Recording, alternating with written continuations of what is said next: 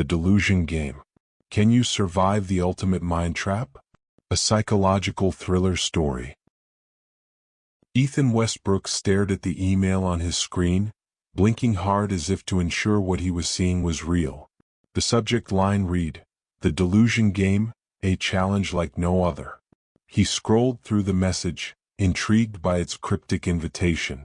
It promised an immersive psychological experience with a substantial cash prize for completion. He was no stranger to puzzles or complex simulations, but this one felt different. The email was signed by Dr. Naomi Keller, a name he vaguely recognized from articles on experimental psychology. Ethan rubbed his temples, debating whether to accept the offer. He wasn't exactly hurting for money, but the lure of testing his limits had a certain appeal. Besides, he hadn't had a decent challenge in months. His work as a freelance software developer was monotonous, and the isolation was starting to wear on him. Maybe this game would offer a refreshing escape from his routine. With a single click, he responded, "I'm in." 2 days later, he found himself standing outside a sleek, unmarked building in the heart of the city. The email had provided specific instructions, right down to the minute, and he had been told not to bring any personal belongings other than his ID. The anonymity of the whole setup made his skin crawl, but his curiosity won out. Inside the building, a receptionist led him to a sterile, windowless room. 4 chairs were arranged in a circle, occupied by 3 other participants. A tall woman in a lab coat stood at the center, her arms crossed. "Ethan Westbrook?" she asked, her voice cool and professional.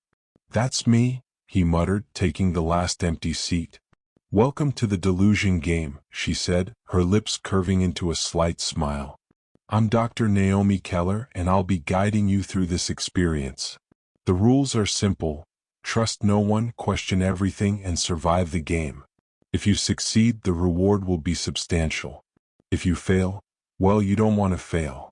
The other participants exchanged uneasy glances. Ethan's eyes drifted over them, assessing. A young woman with glasses looked especially nervous, her fingers tapping rapidly against her knee.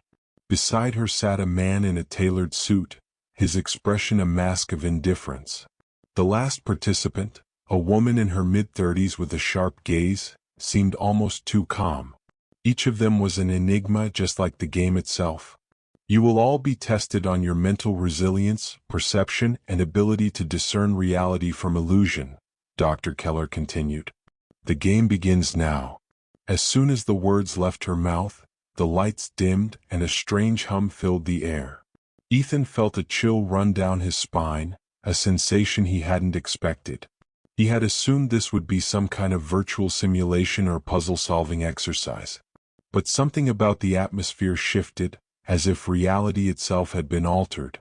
"We'll begin with the first round," Dr. Keller said, stepping out of the room, leaving them alone in the dim light. "Good luck." The door clicked shut and silence fell over the group. Ethan leaned back in his chair, studying the others. The first round had begun, though none of them seemed to know what that entailed. The tension in the room thickened as seconds passed.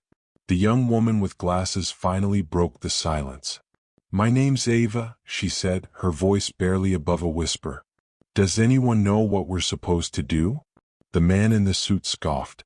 "Of course we don't know. That's the whole point, isn't it?" He crossed his arms. "I'm Daniel, by the way. And my advice?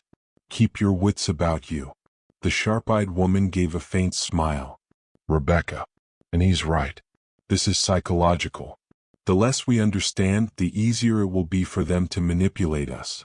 Ethan nodded slightly, though he kept his thoughts to himself. He had already anticipated that the game would play on their minds, but how far would it go? The hum in the room had grown louder, almost as if it were alive. It made focusing difficult, like a buzzing at the edge of his consciousness. "We should at least figure out what we're dealing with," Ethan said finally, addressing the group. "The game has started, so we're already being tested. Let's not make it easy for them." Daniel smirked. "So, you're the strategic type, huh?" Ignoring him, Ethan glanced around the room, searching for clues. There were no cameras in sight, no obvious signs of surveillance, but he knew they were being watched. Dr. Keller had mentioned that they couldn't trust anyone. Was that a warning about each other? Suddenly the hum stopped. In its place, a voice echoed from hidden speakers. "Player 1, make your move." Ethan stiffened. What does that mean?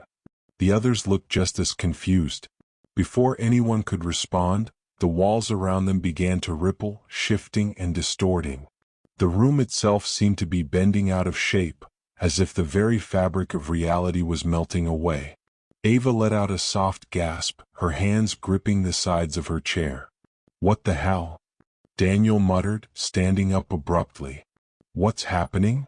Ethan's heart raced, but he forced himself to stay calm. "It's not real," he whispered. "It's part of the game." But the walls continued to warp, and the once solid floor now felt like quicksand beneath their feet.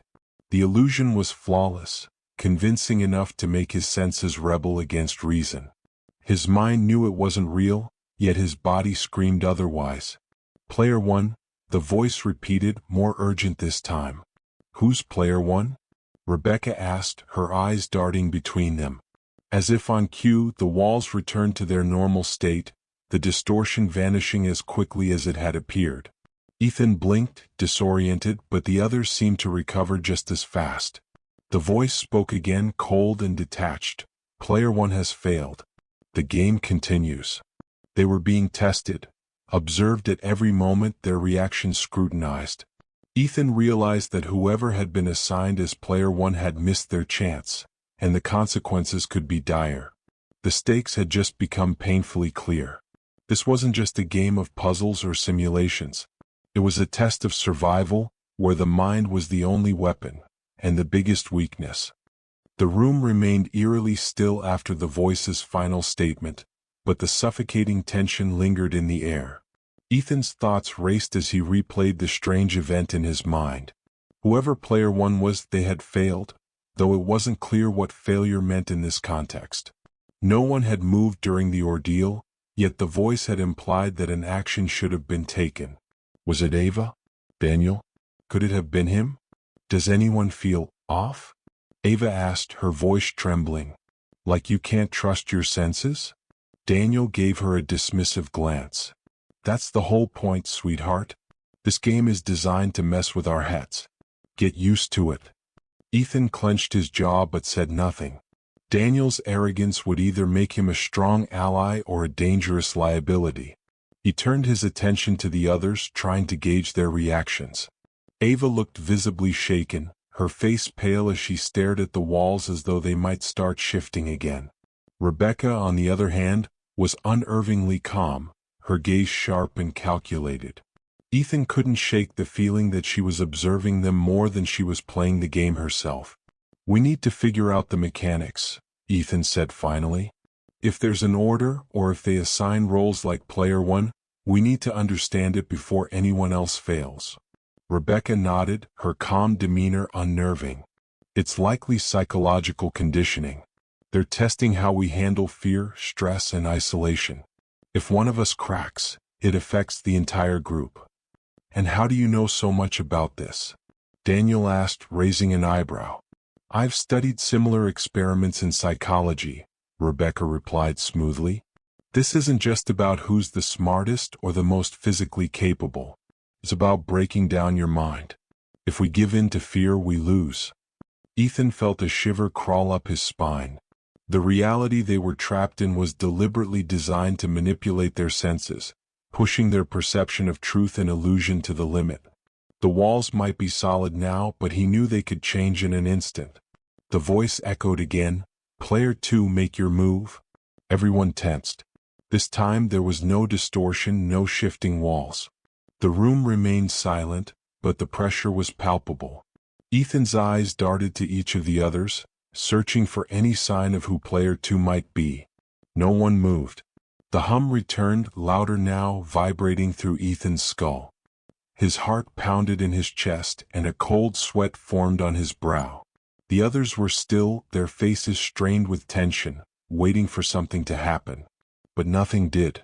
Just when he thought the silence might drive him mad, Daniel suddenly stood up, his expression determined. "Fine. I'll play along. He approached the center of the room, standing where Dr. Keller had earlier. What do you want from us? For a brief moment, nothing happened. Then the hum stopped and the room fell into complete silence.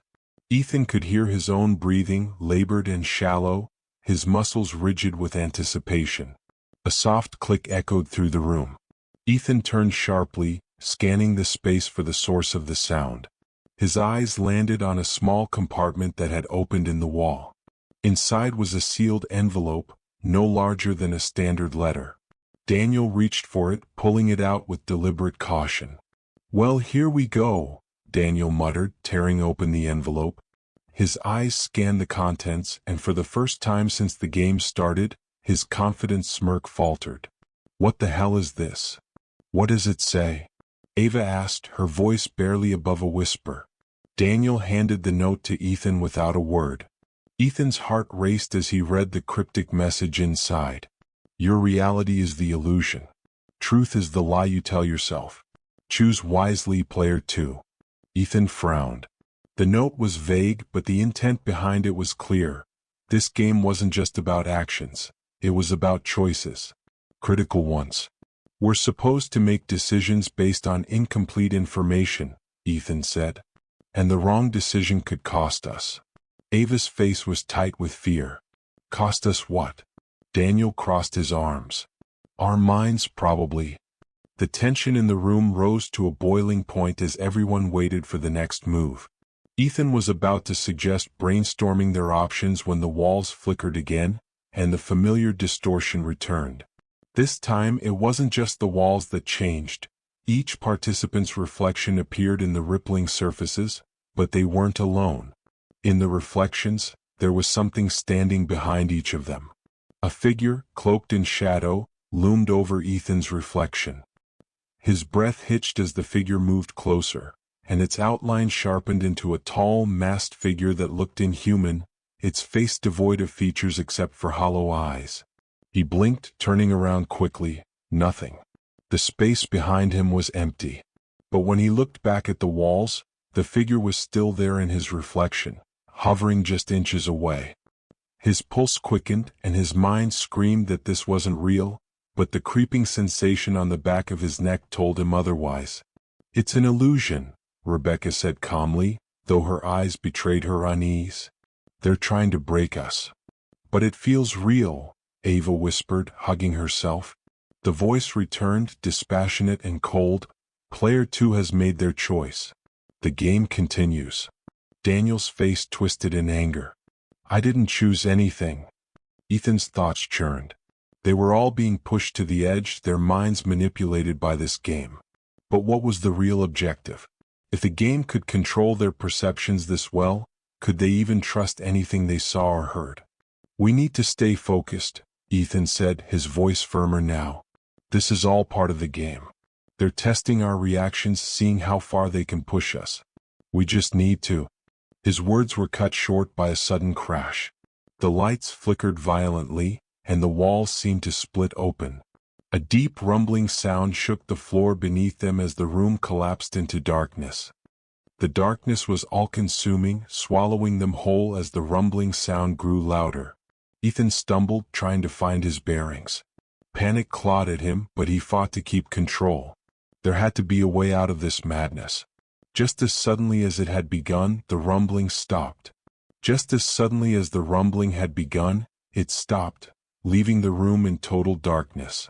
Ethan's breathing was the only sound that broke the stillness. His eyes strained to adjust, but no light pierced the black void around him. The others were eerily silent. "Is everyone okay?"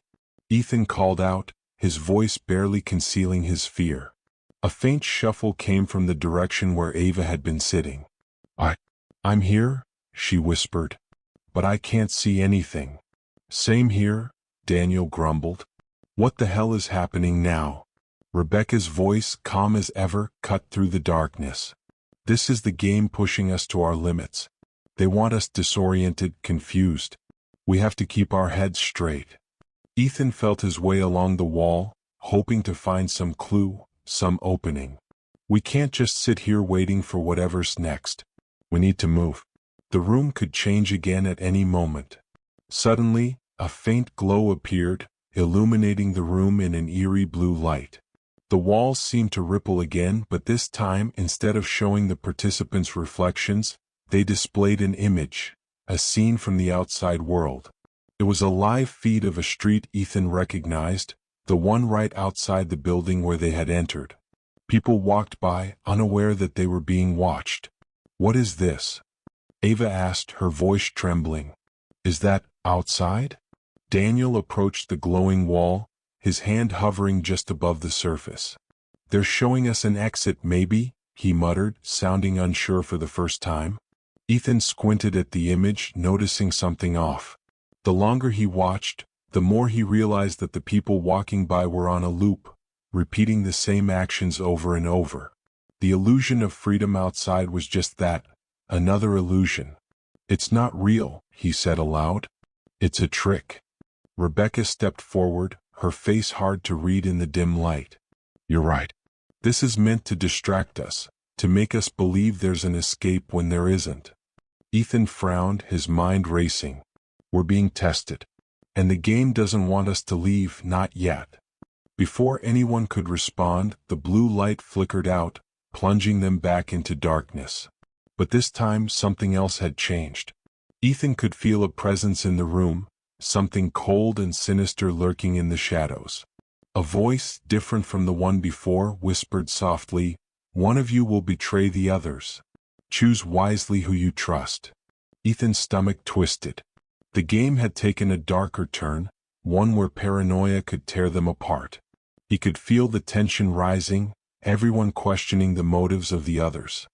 "I knew this would happen," Daniel said, his voice low and bitter. "This is how they get us. They turn us against each other." "Stop," Ava whispered, her voice shaking. "No one is going to betray anyone." Rebecca remained silent, her eyes watching them all carefully. Ethan's mind raced. Trust was becoming an illusion just like everything else in the game. They were being manipulated, and if someone truly did turn on the group, there was no telling what would happen next. The sound of footsteps echoed in the room and Ethan spun around, but the darkness was too thick to see. The footsteps stopped just behind him. "Trust no one," the voice whispered again, cold and menacing. Ethan felt the weight of the game pressing down on him. They were walking a razor-thin line between survival and complete psychological breakdown. If this was just the fourth chapter, he couldn't imagine what horrors awaited them next. The suffocating darkness lingered like a thick fog, and the voice's last warning echoed in Ethan's mind. He felt the air grow heavy with suspicion as the group stood in silence, each of them calculating, wondering who among them would crack first. "We need to stick together," Ava's voice broke the quiet. "If we start suspecting each other, we've already lost." "That's easy to say," Daniel muttered, his tone dark. "But how do we know someone hasn't already made their move? The game is about betrayal. What if one of us already took the bait?" "Stop with the paranoia," Ethan snapped, feeling his nerves fray. "If we let this game get into our heads, we'll turn on each other for no reason." Rebecca stepped forward, the faint light casting long shadows on her face. "We need to think logically. The game feeds on our fear. It's trying to force us into making irrational decisions." "Easier said than done," Daniel said, but his voice lacked its usual arrogance.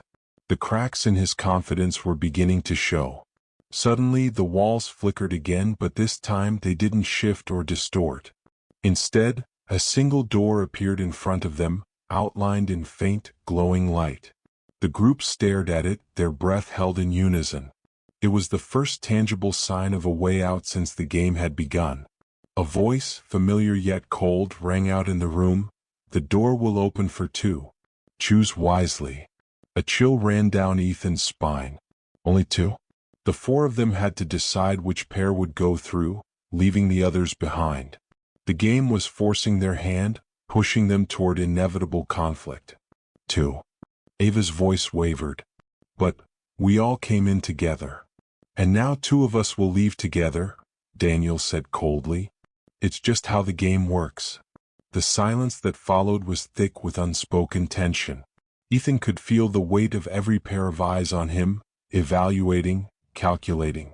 Rebecca's gaze lingered on him the longest, her expression unreadable. "We need to decide," she said calmly. "But we should do it logically." "And how do you suggest we do that?" Daniel scoffed. "Draw straws." Ethan's mind raced. The game wanted them to fight, to distrust each other. But what if they refused to play by its rules?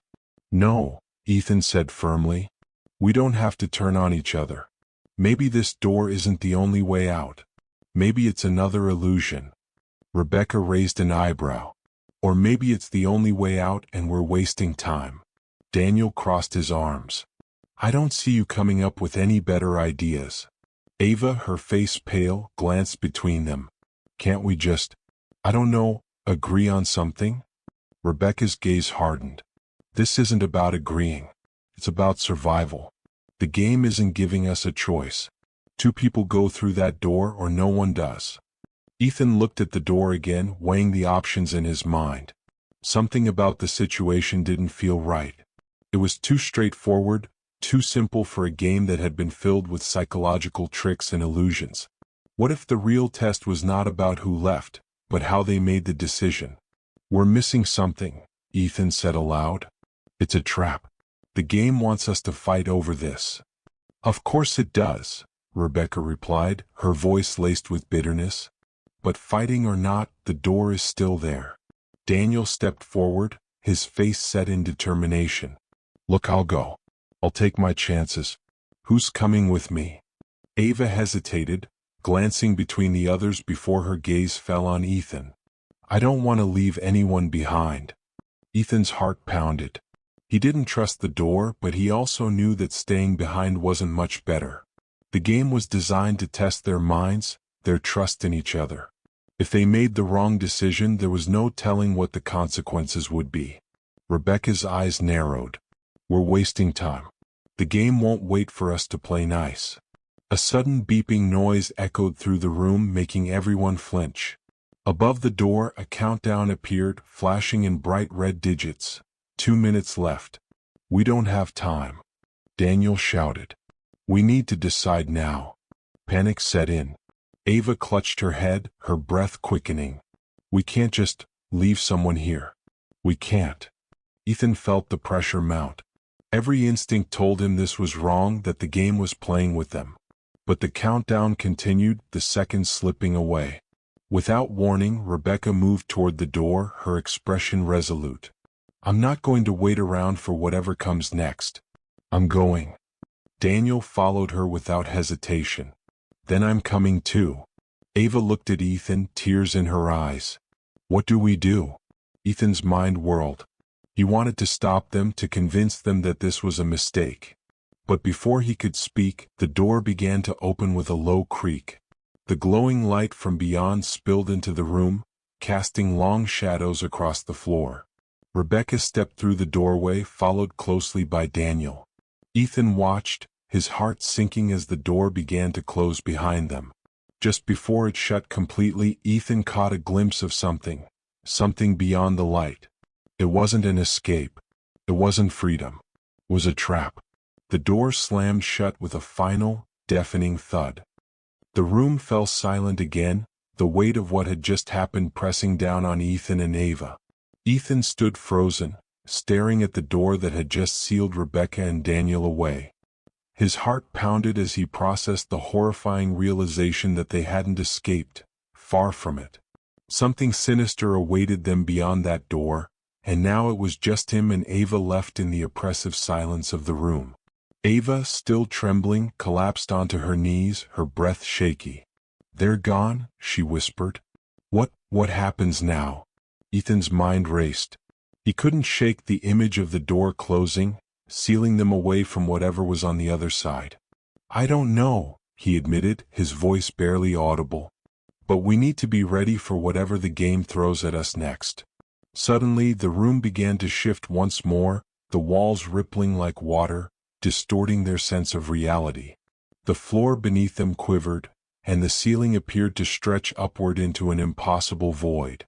Ava scrambled to her feet, clutching Ethan's arm as the room seemed to collapse in on itself. This is it, Ethan thought. The final test. The walls began to form new shapes, twisting corridors, shadowy doorways, and faint figures that seemed to move just beyond their line of sight. Voices echoed through the air, faint whispers that grew louder and more menacing. Ethan. Ava. The voice, no longer the cold and mechanical one from earlier, was different now. It was human but distorted, echoing as if coming from multiple directions at once. It made Ethan's skin crawl. The figures in the shadows began to take form, revealing familiar faces, Rebecca and Daniel. But something was wrong. Their eyes were hollow, their faces twisted in unnatural expressions of fear and pain. They weren't the same people who had stepped through the door. They didn't make it, Ethan murmured, dread creeping into his voice. Ava's grip tightened on his arm as the twisted forms of Rebecca and Daniel started to advance toward them. Their movements were jerky, unnatural, like puppets controlled by an unseen force. Ethan could see the terror frozen in their eyes, as if they were trapped in an endless nightmare. "We have to run," Ava gasped, pulling Ethan away from the advancing figures. But there was nowhere to go. The room was shifting too quickly, twisting in on itself like a maze designed to trap them. Ethan's mind reeled. Was this the game's final trick? To make them face the consequences of their choices? "We're not playing your game anymore," Ethan shouted into the void, his voice echoing back at him. Suddenly the wall stopped shifting. The figures of Rebecca and Daniel froze in place, their hollow eyes locked on Ethan and Ava. The voice returned, calm yet cold, as it echoed through the room. "You misunderstand. The game was never about escape." Ethan's heart raced as the truth sank in. The voice continued, its tone filled with an unsettling sense of finality. It was about control. You were never meant to leave. You were meant to break. The words hit Ethan like a punch to the gut. He looked at Ava, her face pale with fear, as the room around them darkened once more. The walls began to close in, trapping them in a shrinking space. The final test wasn't about who escaped. It was about how much they could endure before they shattered. Ava clung to Ethan, her breath quickening. "What do we do now? There's no way out." Ethan closed his eyes, forcing himself to think. The game had manipulated them at every turn, playing with their minds, pushing them to the brink. But there had to be a way to win, some way to break the cycle. Then it hit him. The game was feeding on their fear, their paranoia, their desperation. What if the only way to win was to refuse to play? To let go of the fear? Ethan opened his eyes, his mind clear for the first time since the game had started. "We stopped playing." Ava looked at him, confused. "What do you mean?" He took a deep breath, stepping forward toward the approaching walls, toward the twisted figures of Rebecca and Daniel. "We refused to let the game break us. We refused to give it control." Ava hesitated, but seeing the resolve in Ethan's eyes, she slowly nodded.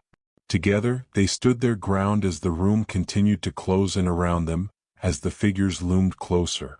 But instead of running, instead of giving in to the panic, they stood still.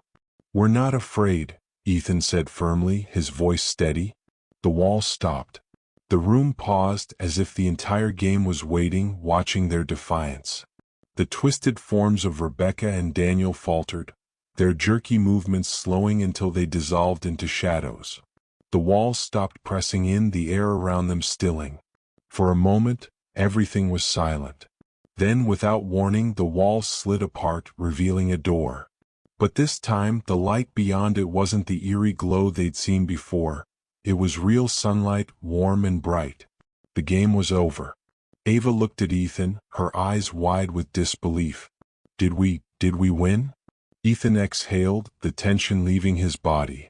"We survived." They stepped through the door together, leaving the nightmare behind. As they emerged into the daylight, the weight of what they had been through settled over them. The game had tried to break them, to tear them apart, but in the end they had taken back control. The door behind them slammed shut, disappearing as if it had never existed. The Delusion game had ended, but its effects would linger in their minds forever. The psychological torment and mind games are over, and Ethan and Ava have survived by refusing to play into the manipulative tactics of the game. As Ethan and Ava stepped into the sunlight, they were overwhelmed by the contrast between the oppressive darkness they had left behind and the warmth of the outside world. They stood on a grassy field, the gentle breeze brushing against their faces. The reality of their escape was both exhilarating and disorienting.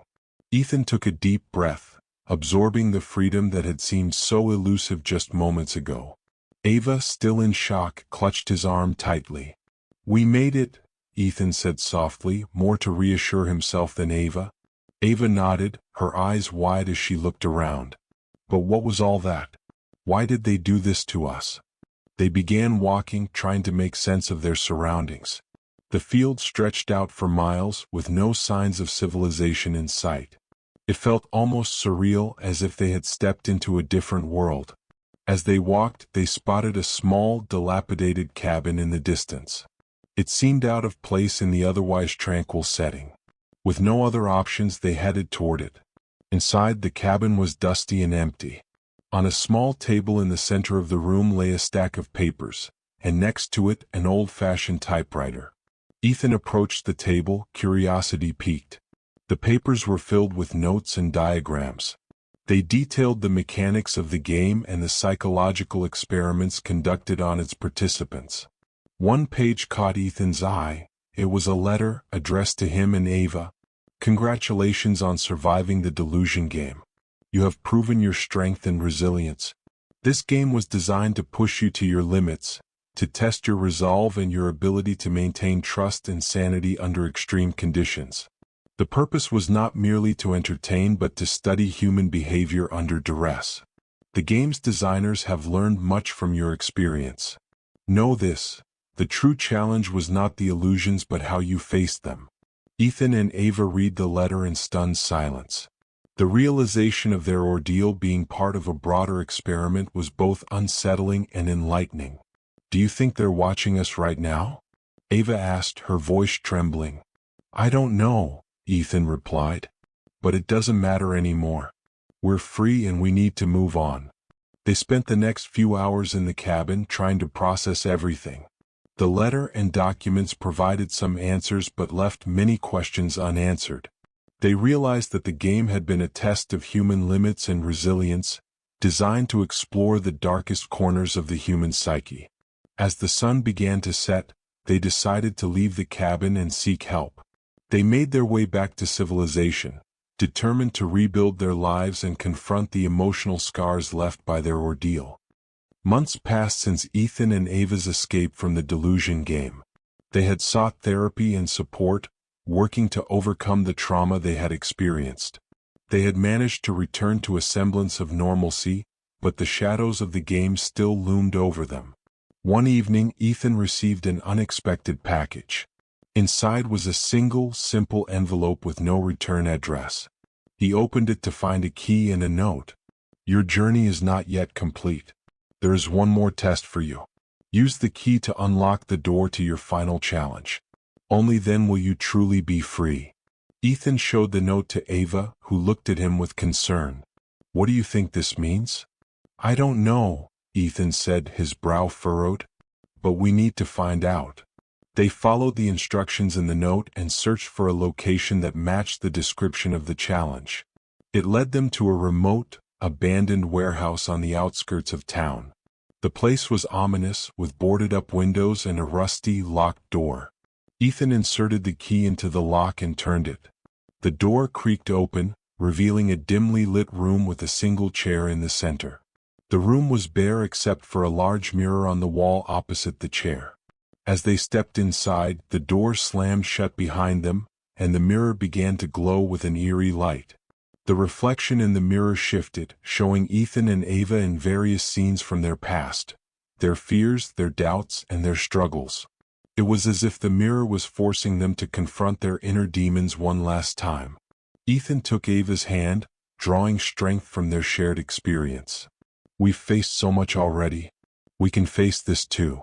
They stood in front of the mirror, facing their reflections and the emotional turmoil it represented.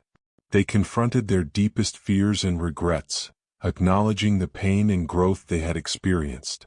The mirror's light grew brighter, and the images began to dissolve, revealing a message etched into its surface. True freedom comes not from escaping physical confines but from overcoming the psychological barriers that imprison the mind. You have completed your journey.